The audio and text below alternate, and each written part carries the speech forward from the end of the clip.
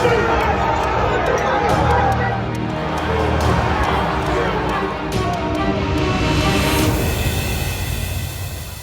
sure you've all seen pictures and videos of the chaos that broke out in the US Capitol as hundreds of pro-Trump supporters came together to storm the pillar of democracy, the symbol of democracy in America, essentially to stop the electoral count by the Congress, which would have established Joe Biden's victory in the US presidential elections. This was an attempt to overturn Trump's defeat in the November elections, and we saw the chaos really descend into riots, into vandalism, and ultimately the protesters and Donald Trump supporters laying siege to the US Capitol. Following the confrontation, Washington Mayor Muriel Bowser also went ahead and announced a public emergency, and this will go on for 15 days in Washington, D.C. till Joe Biden officially takes over as the US president. That's on January 20th. So how did it really come down to this? Well, Donald Trump, for the last many weeks and months, has been crying electoral fraud. He's been time and again challenging the election results, claiming that there's been fraud, and allegations that he's been putting forth saying that these elections were completely rigged. Mind you, they're completely unfounded. He's not been able to back this up with any sort of concrete evidence or proof to back this claim that he's made of electoral fraud. He's in fact asked for recounts time and again, and all of that has again gone in Joe Biden's favor. Donald Trump appealed to the courts, he sued several states, but none of it held ground in the Supreme Court. All of his appeals were outrightly rejected.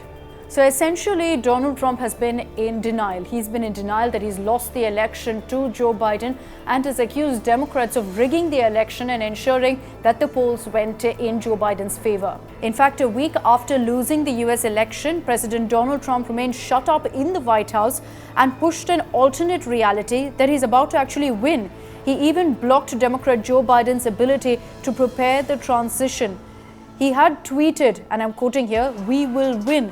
He also said, "We're making big progress. Results start to come in next week. Make America great again."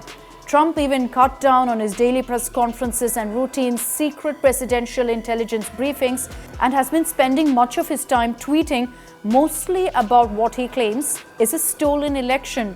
Trump continued with these claims of election fraud in a Georgia GOP rally on January 4th, the night before a closely contested Senate runoff election.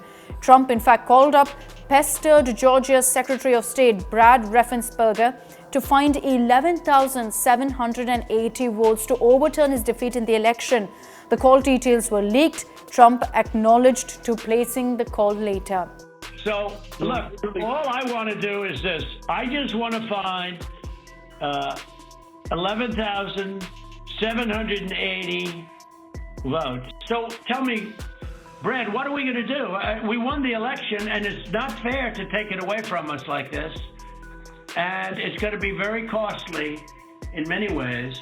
And I think you have to say that you're going to re-examine it.